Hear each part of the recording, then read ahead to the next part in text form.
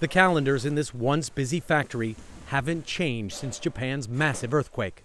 My name is Hisami Iwamoto, president of IC Electronics. When the earthquake struck on March 11th, I was in the middle of preparing a shipment of our products.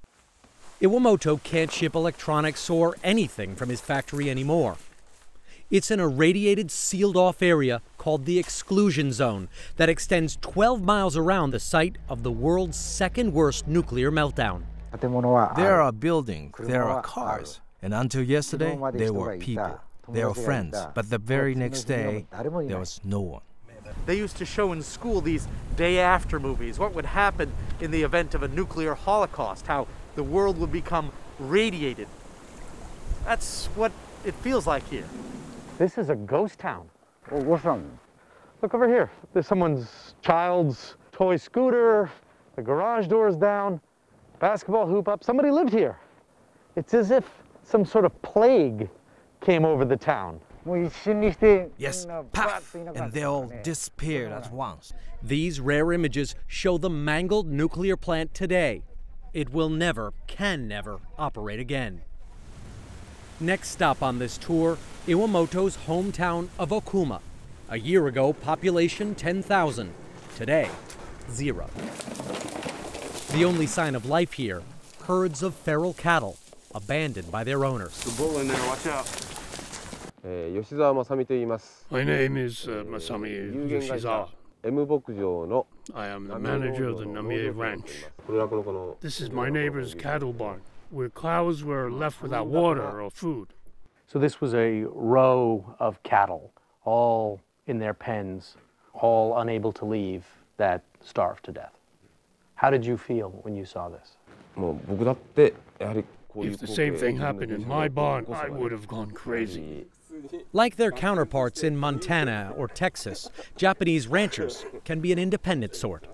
Although their ranch is now in the exclusion zone, Yoshizawa and Murata have refused to accept the compensation they'd get for slaughtering this herd. They're lone holdouts refusing to leave. It is a beautiful piece of land, and I can understand why you would want to stay and keep this ranch going.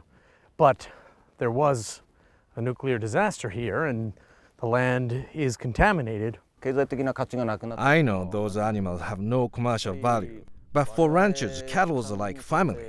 They are living creatures just like us, and we couldn't bring ourselves to slaughter them for no reason. We won't flee from this land. We won't abandon these cattle. I think I know the answer to this, but what do you think of nuclear power? If we can't control it, we shouldn't use it. When the 3 reactors exploded, a cloud was shot into the sky of steam mixed with particles of radioactive cesium. Downtown Fukushima was just 40 miles away, and the wind was heading toward it. My name is Koyo Abe, and I'm a monk in Jonji Temple in Fukushima. When the nuclear accident happened, I thought I shouldn't run away, but instead confront this crisis head-on. Monk Koyo Abe and Fukushima City were soon under the radioactive cloud. It started to snow, each flake bringing down the cesium on the city of 300,000 people. There was no evacuation. What happened to Fukushima when that snow filled with radioactive particles started falling on this city? We were suddenly faced with a new reality where everything was contaminated by radiation, and a snow that would never melt began falling on us. How do you see the mentality of Fukushima having changed after this terrible incident? Fukushima city government declared that it's safe to stay, but the information has been contradictory. So there's friction between people who believe that it's best to leave and those who've decided to stay. I'm Fukushima City's disaster expert, Toshikai Kusano. Kusano, a former colonel, leads the cleanup in Fukushima City. People we've spoken to feel that the government isn't giving them the full story and is downplaying the dangers. What is the government doing here to try and make the ground safe, the schools safe, the trees safe, the water safe? We must decontaminate everything. The mountains, rivers, roads, and farms. We are cleaning up all areas where people live. You collect the dirt that is contaminated with radioactive material. You collect the water. Then what do you do with all of this stuff? It's an enormous amount of toxic waste.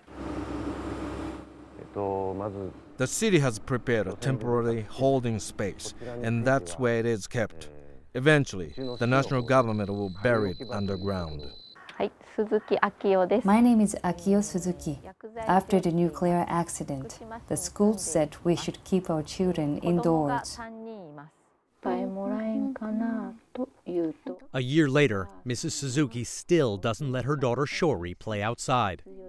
But in this warm and loving home, a reminder of the fallout is only a page turn away. Blast.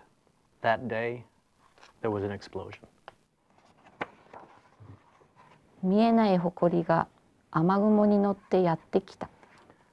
Rain cloud brought us nuclear fallout. We were covered with invisible dust, which might harm our health. I just thought this book was so sad. This is not just a children's book. This is a real school. Your daughter goes to this school. That's right. When you found out that the school was contaminated, what did the parents of these 23 little children do? The nursery said that if we scraped the soil, the radiation levels would come down. So to protect our children, they asked for our help. And the parents and teachers all pitched in. We put our strength together to scrape off dangerous dust, slowly and carefully. We started seeing a ray of hope coming slowly to Fukushima. But that didn't happen, did it? As soon as the rain came and dragged the particles into new areas, the radiation levels went right back up. Yes, in Japan we call them hot spots. It is a hot spot. It was higher before, but no matter what we do, that is as low as it goes. This school that was so hopeful, work of hope, is closing down. Shori is now 6. Has her personality changed as a result of all of this? One by one, her friends have left, so I think she's feeling very lonely. But the hardest thing for her to take is that her big sister has moved away. Just thinking about it makes me cry.